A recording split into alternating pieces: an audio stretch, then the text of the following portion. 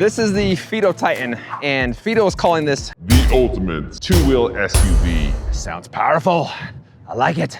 And they're saying that this is one of the longest range e-bikes in the market. Now, I gotta stop right there because that is a bold statement, considering that this bike is placed in the most competitive price range for electric fat bikes. The Titan's being sold for $1,499. Now, Fiido also says that this bike has a huge payload capacity, rock on, a powerful motor and fast speed, turbo plus. And they say the build quality provides a nice smooth ride across some rougher terrain.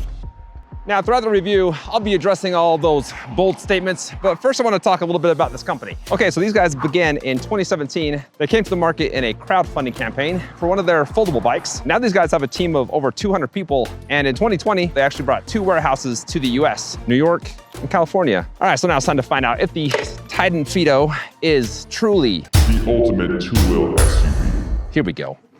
Oh, don't crash. Okay, so when I'm thinking of an SUV, I'm thinking of something that can carry a lot of weight and a lot of stuff. Well, it can carry up to 440 pounds, which is 100 pounds more than most fat bikes that cost the same price. And they do offer a bunch of accessories to carry all your stuff. Let me just show you. The first one you probably noticed, these are the pannier bags, which are pretty cool. Just a buckle, open up, put all your stuff in there. Got another one on the other side. Look at that. Anytime I don't have to wear a backpack when I go riding is a good thing. And with that setup, I don't gotta. And then up front, you got a front rack that just attaches to the handlebars. So I guess I get it why they call this the ultimate SUV, because it can haul some stuff. Not the most stuff I've seen a bike haul, but pretty good for a fat bike. Now, Fiido says that the Titan has one of the longest ranges in the market of 248 miles. 248 miles, come on. Here's where I got a little bit of beef, because as you can see, this is a single battery bike. Batteries right there. And that's a 48 volts, 14.5 amp hour. It's got a cover on it, which makes it more water resistant. And it takes 7 hours for a full charge. And once fully charged, they say you can get up to 84 miles. But then their graph on their website says that in order to get that, you can only go 12.2 miles per hour. And I don't know about you, but I don't ride bikes that slow. And I don't know if anybody does. Unless you're my dear, sweet, sweet, sweet grandma.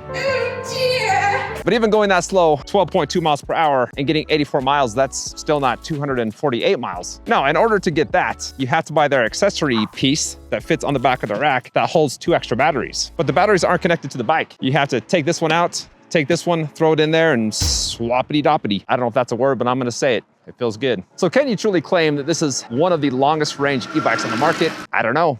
I would say no. I mean, I guess any bike company could just put on their bike a place to carry 2 extra batteries, advise you to only go 12 to 13 miles per hour, and bam, you've got a bunch of bikes that can go 250 miles. But anyways, I've said my 2 cents, but now it's time to move on to power and speed. All right, so Fiido says that this is a powerful and fast e-bike. Let's see if that's true. I've got it on Turbo Plus, the highest pedal assist level, and that's a whopping 15 miles an hour.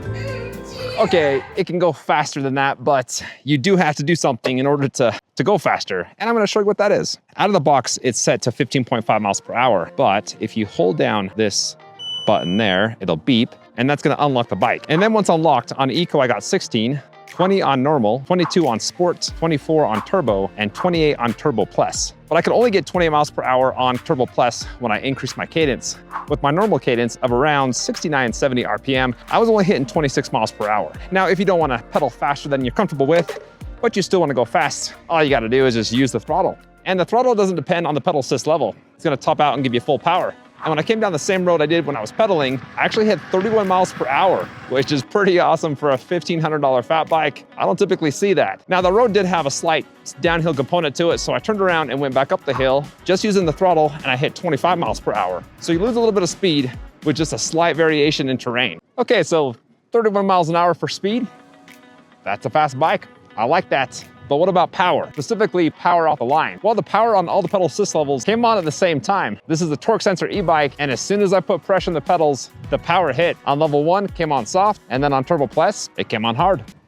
But none of the pedal assist levels hit quite as hard as just using the throttle. As soon as you push that throttle down, the power hits, and it hits hard. So I decided to do a block long test just using the throttle, and when I did, I was able to hit 26 miles per hour in 1 city block. That's pretty good. Most bikes in this price range, I'm only hitting 21, 22 in a block. Whew. Got a little dizzy there, not gonna lie. The last thing with power is a hill test. So I took it up to the hill test that I always do. It's a half block long, just over a 15% grade, and the bike wasn't as powerful as I was hoping. It made it up all the way, and I was just using the throttle, but I was only going 5 miles per hour. So it got me to the top, it just wasn't that fast. Okay, so Fiido's claim of this being a powerful and fast e-bike, I would have to agree. 31 miles per hour top speed, 26 miles per hour in one city block, and it made it up a 15% grade hill. I think that qualifies as a fast and powerful e-bike. So it's time to move on to see if this can handle some rougher terrain. Let's do it. As far as things that make a bike comfortable, this does have a front fork suspension that you can lock out and adjust. It's also got CST 26x4-inch all-terrain tires, and then a pretty large and soft saddle. But even with all that, when I took this off-road and I went over 10 miles per hour, it was pretty bumpy. I wasn't hitting the bottom of the suspension, but it just wasn't a super comfortable ride going fast off-road. When I slowed down to around 9-10 miles per hour, it was a much better ride. So I'll call this a 10 mile per hour off-road bike. Oh, and just a word to the wise, don't look back looking for your drone when you're riding a bike off-road. It could end badly. It's time to stop for just a minute and talk about a few things that I didn't like. And the first thing I didn't like is the motor noise. I never heard a motor quite like this.